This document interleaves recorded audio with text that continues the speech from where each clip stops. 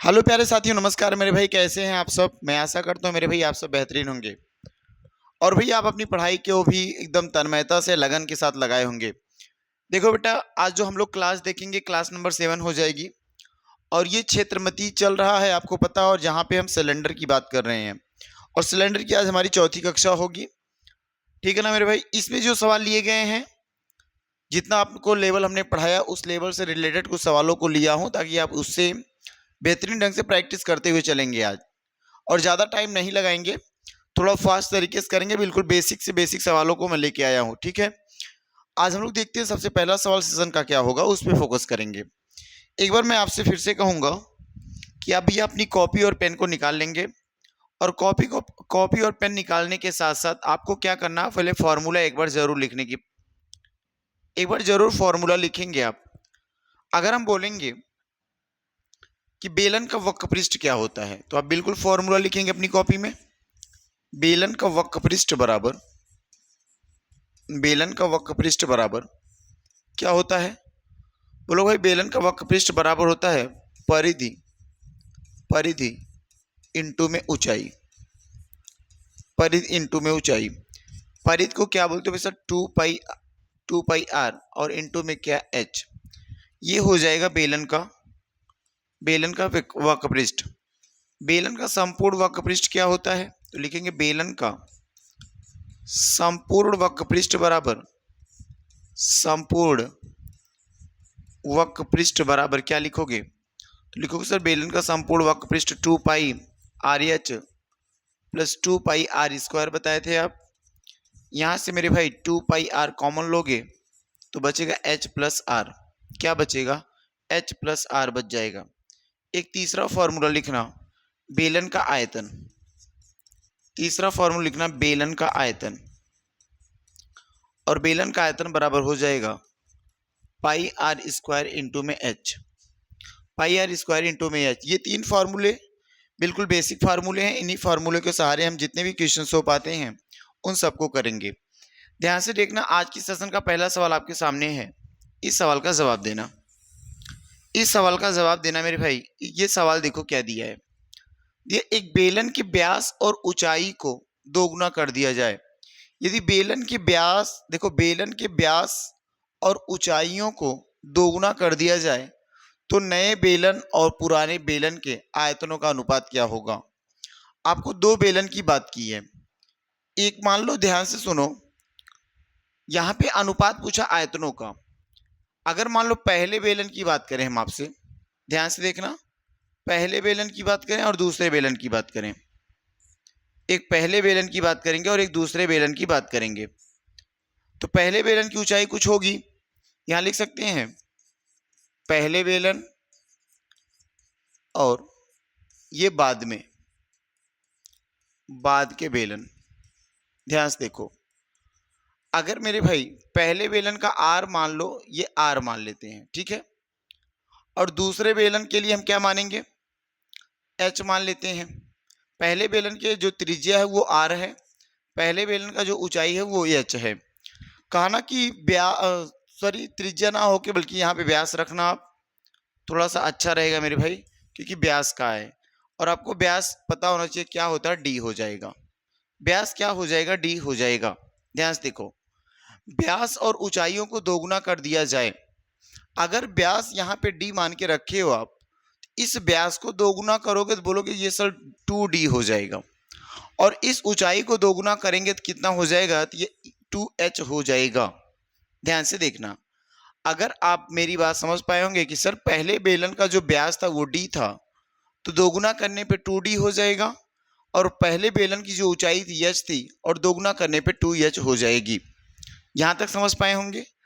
का नए बेलन और पुराने बेलन के आयतन का अनुपात पूछा, तो नया बेलन ये होगा, पुराना बेलन ये होगा। ओके, अब ध्यान से देखना, अगर ये रेडियस है, सॉरी ये व्यास है, तो व्यास का आधा, व्यास बाई 2 क्या होता है? रेडियस। अर्थात 2/2, देखो 2d/2 करेंगे, 2 से कैंसिल होके d क्या हो जाएगा? रेडियस हो जाएगा। d ये देखो रेडियस हो गया, जबकि यहाँ पे रेडियस निकालना पड़ेगा तो बोलोगे सर d/2, रेडियस कितना होगा? d/2 हो जाएगा। यहाँ पे ऊंचाई h ही रखेंगे यहाँ पे ऊंचाई 2h हो जाएगा। ध्यान से देखो, अब यहां तक क्लियर है ना? अगर पुराने बेलन का आयतन निकालना पड़े, पुराने बेलन का आयतन, पुराने बेलन का आयतन, तो ध्यान से देखो मेरे भाई, पुराने बेलन के आयतन के लिए फॉर्मूला होगा पाई आर स्क्वायर एच। और ध्यान देना, पाई रखना, आर स्क्वायर, आर की जगह पे क्या रखोगे, d/2, तो d/2 का स्क्वायर करेंगे और इनटू में एच कर दोगे। तो ध्यान से रखना, पाई पाई ही रखना, d²/4 और इनटू में एच रख लोगे। ये क्या होगा, ये कुछ वैल्यू आएगी आयतन, ये कुछ वैल्यू हो जाएगी आयतन, है ना? किसका वैल्यू है, ये आयतन का हो जाएगा। अभी इसको हमने कुछ आगे नहीं रखा, बस इतना रख के छोड़ रहा हूं। नए बेलन के आयतन को देख लो एक बार। नए बेलन का आयतन, नए बेलन का आयतन बराबर क्या लिखोगे, pi are square h, pi are square h. और आपको पता है मेरे भाई, पाई पाई ही रखो। आर की वैल्यू क्या है, यहाँ पे देखो आर की वैल्यू डी है, तो डी का स्क्वायर और ऊंचाई क्या है सर, 2h हो जाएगा, 2h हो जाएगा। तो इस तरीके से देखो, बोलोगे भाई ये पाई d² इंटू में एच लगा दो और यहाँ पे 2 आगे कर दो, कोई फर्क नहीं, 2 पाई d² h। अब ध्यान से सुनो, कहा पुराने बेलन और नए बेलन का आयतन। तो पुराने बेलन, पहले नए बेलन की बात किया है, क्या लिखोगे, नए बेलन, नए बेलन का आयतन, आयतन अनुपाते पुराने बेलन का आयतन, पुराने बेलन का आयतन। ठीक है, अब नए बेलन का आयतन देखो ध्यान से क्या है। अगर नए बेलन के आयतन की बात करेंगे तो बोलोगे पाई, ठीक है मेरे भाई, नए बेलन के आयतन की बात करूं 2 पाई d² h, यहाँ लिखोगे 2 पाई d²h। और पुराने बेलन की बात करूंगा तो अनुपात में लगाएंगे, लिखोगे पाई d² इंटू में h अपान क्या रखोगे, 4 रखोगे, अपान क्या रखोगे भाई साहब, 4 रखोगे। ध्यान से देखना, अगर हम आपसे बोलेंगे, यहां देखो ध्यान से, ये एच से कैंसिल आउट हो जाएगा, पाई से पाई कैंसिल आउट हो जाएगा, d² से d² कैंसिल आउट हो जाएगा, यहाँ पे बचा 2 और यहाँ पे बचा 1/4, 1/4 बचा। अब बताओ ध्यान से देखो, अगर मैं इसको ध्यान से देखो, अगर यहाँ पे 4 का मल्टीप्लाई, यहाँ देखो 4 दूनी 8, तो अनुपात कितना करेंगे, 1। तो नए और पुराने का रेशियो क्या निकल के आएगा, तो 4 दूना 8 और 4 एक कम 4, ये इतना आ जाएगा, अर्थात दोनों का एलसीएम लोगे तब भी यही कुछ बनेगा। तो नए बेलन और पुराने बेलन के आयतनों का अनुपात क्या होगा, तो 8:1 हो जाएगा। किस तरीके से लगा, तो आप बिल्कुल भैया इस तरीके से सवाल को लगा लोगे, बिल्कुल आसान सवाल हो जाएगा आपके सामने। ठीक है, व्यास को d मान के रख लेना, d/2 रेडियस हो जाएगा, यहाँ भी d/2 रेडियस करेंगे, लेकिन 2 गुना था तो 2d/2 कर दिए। ठीक है, 2d/2 बराबर r हो जाएगा। ठीक है, इसको करना आराम से। बढ़े अगले सवाल पे, ये सवाल पढ़ो मेरे भाई, इस सवाल को पढ़ना। बोल के रखा, एक बेलन के आधार का क्षेत्रफल 154 वर्ग सेंटीमीटर है और ऊंचाई 15 सेंटीमीटर है, तो इस बेलन का आयतन और वक्रपृष्ठ ज्ञात करना है। तो आपको बता बेलन के आधार का क्षेत्रफल, तो यहां लिख सकते हैं बेलन के आधार का क्षेत्रफल, बेलन के आधार का क्षेत्रफल बराबर, आधार का क्षेत्रफल बराबर क्या दिया है, ध्यान से देखो। तो सर बेलन के आधार का क्षेत्रफल दिया 154 सेंटीमीटर स्क्वायर दिया है। और बेलन के आधार के क्षेत्रफल का फॉर्मूला होता है पाई आर स्क्वायर। क्या होता है, पाई आर स्क्वायर, क्योंकि बेलन के आधार के क्षेत्रफल को ही हम क्या कह सकते हैं, वृत्त का क्षेत्रफल कह सकते हो। ये हो जाएगा 154। अब यहाँ देखो पाई का मान कितना, 22/7। आर की वैल्यू कुछ दी गई, देखो बेटा नहीं दी गई तो आर स्क्वायर ही रखना और बराबर हो जाएगा 154। इस तरीके से आर स्क्वायर बराबर जब निकालेंगे तो आएगा 154, गुणे क्या रखोगे 7 और बटे हो जाएगा 22, और 22 से कैंसिल आउट करेंगे 7 बार में कैंसिल हो जाएगा 154। तो आर स्क्वायर बराबर होगा 7 × 7। और आपको पता है मेरे भाई ये स्क्वायर रूट इधर जाएगा तो आर बराबर कितना आएगा, तो रूट बनेगी वैल्यू और 2 साथ में से एक साथ निकल के आएगा, तो आर का मान हो जाएगा 7 सेंटीमीटर। आर का मान क्या निकल के आएगा? 7 सेंटीमीटर आ जाएगा। इसका आयतन चाहिए और वक्रपृष्ठ चाहिए, तो बेलन के आयतन का फॉर्मूला होता है बेलन का आयतन बराबर, लिखेंगे आप बेलन का आयतन बराबर, बेलन का आयतन बराबर होता है पाई आर स्क्वायर इंटू में एच। पाई का मान क्या रखोगे? 22/7। आर का मान अभी आप लाए भैया 7 × 7, और ऊंचाई आपके सामने दिया है कितना? 15 दिया है। एक साथ से एक साथ कैंसिल आउट हो जाएगा। 22 का गुणा 7 में करोगे 22 सत्ते 154, और गुणा कितना हो जाएगा? 15। आप करेंगे मेरे 15 4 में 60, 6 बचा, 15 पचे 75, 75 में 6 जोड़ देंगे तो 81 हो जाएगा, और 15 एक कम 15, 15 में 8 जोड़ दोगे तो 15 में 8 जोड़ने पे 23 हो जाएगा। 23 सेंटीमीटर क्यूब ये हो जाएगा आयतन। देखो 23×10 2310 सेंटीमीटर क्यूब ये आयतन आ जाएगा। वक्रपृष्ठ की बात करता तो उसको भी देख लेते हैं। बेलन का वक्रपृष्ठ बराबर लिखोगे बेलन का वक्रपृष्ठ बराबर क्या होता है? 2πRh वक्रपृष्ठ होता है। वक्रपृष्ठ का फॉर्मूला होगा 2πRh, और यहाँ पे देखो 2 इंटू में पाई की वैल्यू 22/7, और आर की वैल्यू अभी आपने लाए भैया 7 है, और एच का मान क्या दिया है? 15 है ना। ये कैंसिल आउट हो जाएगा। आप बोलोगे भाई सब 15, देखो 15 दूनी 30, तो लिखोगे 22 × 30, ठीक है। 15 दूनी 30 और 22 × 30, और 22 तियाँ 66 हो जाएगा, और एक जीरो लगाएंगे तो 660 सेंटीमीटर स्क्वायर इसका आंसर बन जाएगा। ये हो जाएगा बेलन का वक्रपृष्ठ, ये हो जाएगा मेरे भाई बेलन का वक्रपृष्ठ, ये होगा बेलन का आयतन, ये हो जाएगी रेडियस। ठीक है ना मेरे भाई? बताओ, ये क्लास यहाँ तक बेहतरीन लगी होगी। जो भाई इस सेशन में पहली बार आए हैं, बिल्कुल नए तरीके से आए हैं, वो एक बार चैनल को सब्सक्राइब करके और भी अपने भाई तक पहुँचा देंगे। ठीक है, आ जाओ अगले सवाल पियो। देखो भैया अगला सवाल क्या दिया गया है? एक लंबवृत्तीय बेलन के आधार का क्षेत्रफल 63 सेंटीमीटर है। यदि इसकी ऊंचाई 10 सेंटीमीटर हो तो बेलन का आयतन ज्ञात कीजिए। सेम यही क्वेश्चंस हैं, इस क्वेश्चंस को बिल्कुल आप कर पाएंगे। बेलन के आधार का क्षेत्रफल दिया गया है, तो आप लिखोगे बेलन के आधार का क्षेत्रफल बराबर क्या लिखेंगे भाई? बोलो भैया लिखेंगे हम बेलन के आधार का क्षेत्रफल बराबर क्या होता है? तो πr² होता है। आप लिख पाएंगे बेलन के आधार का क्षेत्रफल, क्या लिखोगे? बेलन के आधार का क्षेत्रफल लिखना, बेलन के आधार का क्षेत्रफल बराबर, आधार का क्षेत्रफल बराबर क्या लिखोगे? सर दिया ये तो 63 सेंटीमीटर दिया है, और अगर इसके क्षेत्रफल की बात करेंगे तो बोलोगे इसका क्षेत्रफल πr² बराबर 63 सेंटीमीटर स्क्वायर, और पाई की वैल्यू हो जाएगी 22/7, और गुणे r² बराबर 63। ध्यान से देखना मेरे भाई। अब इसी को काटना पड़े तो कैसे काटोगे? बोलोगे सर इसका आंसर कैसे आएगा? इसका आंसर क्या आएगा? तो बोलोगे इसका स्क्वायर बराबर आएगा 63 इंटू में 7, 63 इंटू में 7 बटे कितना रखोगे? 22। ये वैल्यू हो जाएगी। पूछा है यदि इसकी ऊंचाई 10 सेंटीमीटर, इसका आयतन बताओ। तो आपको पता होना चाहिए बेलन का आयतन बराबर, फॉर्मूला हम पढ़े हैं कि बेलन का आयतन बराबर क्या होता है। तो आप जानते हैं मेरे भाई बेलन का आयतन निकालना है तो फॉर्मूला रखना पड़ेगा कि πr² इंटू में h, πr² इंटू में h। अच्छा ध्यान से देखो, एक तो तरीका यहीं से लगा सकते हो, कोई फर्क नहीं पड़ता सवाल को, कि अगर हम देखें πr² का मतलब ही 63 है, ये लगाने की जरूरत ही नहीं थी।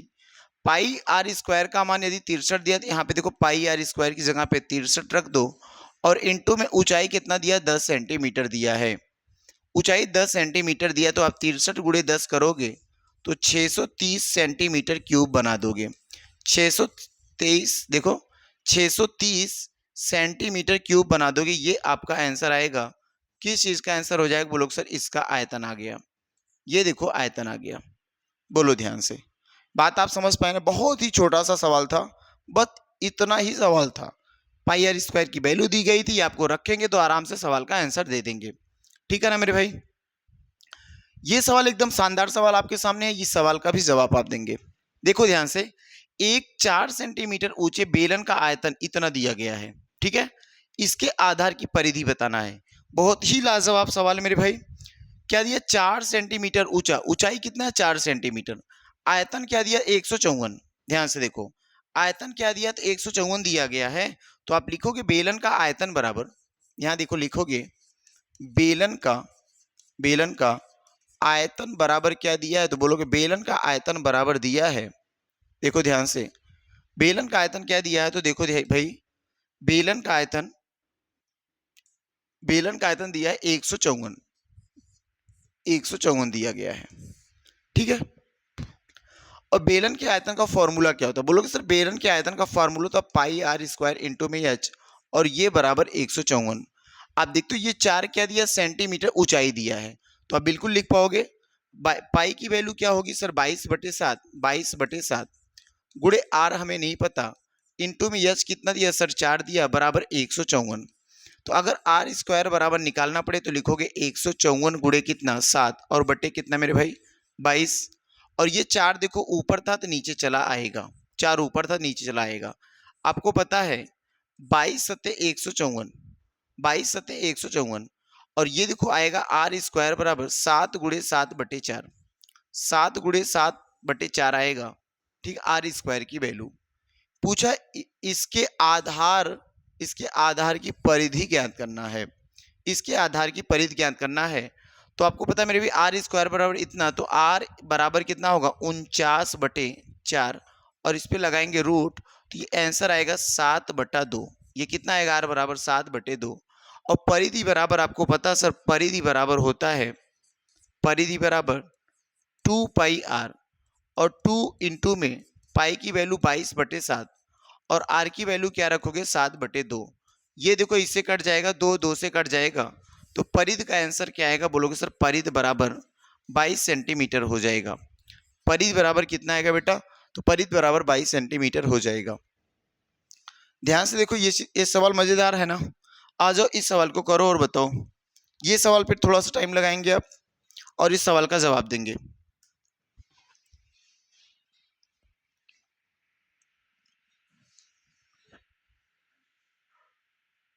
इस सवाल का जवाब देंगे। एक लंबवृत्तीय बेलन की लंबाई 8 सेंटीमीटर दी गई है, और इसका आयतन जो 308 सेंटीमीटर है। इसके आधार की परिधि ज्ञात करना है। सेम वही सवाल जैसा आपने अभी किया, क्या ना। एक लंबवृत्तीय बेलन की ऊंचाई 8 सेंटीमीटर है और आयतन 308 घन सेंटीमीटर है। तो आप लिखोगे भैया लंबवृत्तीय बेलन का आयतन बराबर, बेलन का आयतन बराबर क्या हो जाएगा? तो बोलोगे बेलन का आयतन बराबर 308 सेंटीमीटर क्यूब है। और आपको पता सर बेलन के आयतन का फॉर्मूला होता है पाई आर स्क्वायर इंटू में एच, और ये हो जाएगा 308। अब ध्यान से देखना मेरे भाई, अगर मैं बेलन की ऊंचाई दी गई, हमारे पास बेलन की ऊंचाई 8 सेंटीमीटर है, बेलन की लंबाई अर्थात ऊंचाई 8 सेंटीमीटर है, तो लिखोगे पाई का मान 22/7 इंटू में आर स्क्वायर इंटू में कितना? 8 सेंटीमीटर बराबर 308, ठीक है। आर स्क्वायर बराबर निकालेंगे तो लिखोगे 308 गुणे 7, और नीचे क्या आएगा? 22, और नीचे गुणा आएगा 8। देखो ध्यान से, अब इसको कैसे काटोगे? ध्यान से सोचो, क्या कुछ तरकीब लगा सकता हूं काटने के लिए कि नहीं लगा सकता हूं? तो सर पहले आर की वैल्यू लाने के लिए हमें कुछ तो कुछ करना पड़ेगा। तो 2 से काटोगे 2 4 में 8, 2 से काटोगे 15, और 2 4 में 8। ध्यान से देखो, अगर इसको काटा जाए भाई तो ये 2 से काटेगा, फिर से देखो 2 3, अच्छा इसको मत काटो। अब ध्यान से देखो, अगर इस सवाल को हम आगे बढ़ाएं तो बोलोगे सर 22 7 में काटोगे 22 7 154, और आर स्क्वायर की वैल्यू क्या आ जाएगी? बोलोगे सर 7 का गुणा 7 में 49 हो जाएगा, और नीचे 4 है, तो आर बराबर हो जाएगा 49/4, और इस तरीके से इसका आंसर हो जाएगा 7/2। क्या हो जाएगा? आर की वैल्यू 7/2 हो जाएगी। आधार की परिधि निकालना तो आपको पता भी है, परिधि बराबर क्या होता है? परिधि बराबर होता है 2πr, और यहाँ पे देखो 2 इंटू में पाई की वैल्यू क्या रखोगे? 22/7, और आर की वैल्यू क्या लाए हो आप? 7/2। देखो 7/2, यहाँ से 2 से कैंसिल होगा, 7 से, इसका भी आंसर 22 ही कुछ आएगा। इसका भी आंसर क्या आएगा बेटा? 22 सेंटीमीटर ही आएगा। ध्यान से देखो, इसका भी आंसर 22 सेंटीमीटर ही आएगा, कोई दिक्कत नहीं होगी ना। बढ़े अगले सवाल की ओर। ये अगला सवाल करेंगे आप, ये अगले सवाल का जवाब देंगे। इस सवाल में देखो कहा, एक लंबवृत्तीय बेलन का पार्श्व पृष्ठ माने वही वक्र पृष्ठ, पार्श्व पृष्ठ या वक्र पृष्ठ बात एक ही है। तो पार्श्व पृष्ठ का जो क्षेत्रफल दिया है 176 सेंटीमीटर दिया है और ऊंचाई 14 सेंटीमीटर दिया है। आधार की त्रिज्या आपसे पूछ के रखा है। सेम वही सवाल है, किसी भी प्रकार की दिक्कत नहीं आएगी। सर पार्श्व पृष्ठ का क्षेत्रफल बोलोगे, वक्र पृष्ठ दिया गया है, बेलन का वक्र पृष्ठ बराबर लिखोगे कि बेलन का वक्र पृष्ठ क्या होगा। तो अब बोलोगे सर बेटा बेलन का वक्र पृष्ठ जो होगा वो 176 दिया गया है।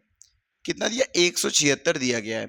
और बेलन के वक्र पृष्ठ का फार्मूला होता है 2 पाई आर इंटू में एच बराबर 176।